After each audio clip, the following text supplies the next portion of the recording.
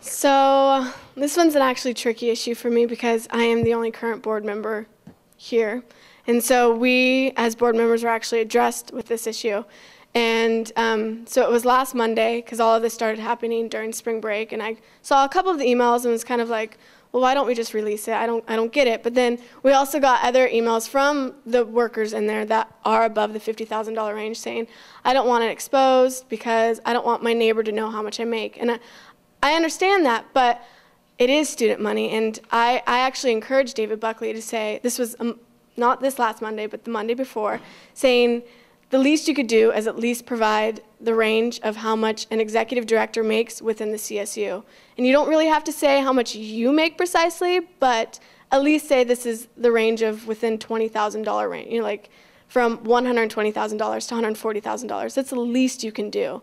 And so that's kind of what he did today. I was shocked when I saw my own salary there, but I can give a hoot what people think of my salary or what people see of my salary. So I am all about transparency. I actually encourage David Buckley. So I hope that you guys are satisfied with what you got. I think there should be more transparency. I think that the university should also be brought in there. Like, how much does our executive director make compared to the president of the university? So I think not just what the AS salaries are, but also what the universities are. I know the university is public, so the AS should be public, but they should be met side by side because we are supposed to be comparable with the university. That's part of our bylaws. So, and we're also supposed to be comparable with the other CSUs. So if you compare with the other CSUs and with our university, then you see that technically they're not making more than, or none of them are making more than what the university or what the other CSUs are. So. Just to follow up on that, we have done a story this semester on administrative fees or administrative salaries for the president and all the VPs and their salaries were released. They are public information. And like you said, we would love to be able to compare David Buckley's salary to the president's, but we can't because they're not releasing that exact information. And I do understand the privacy issue, but I feel like when you take a position overseeing student money, you have to be aware when you take that position that you should be as transparent as possible.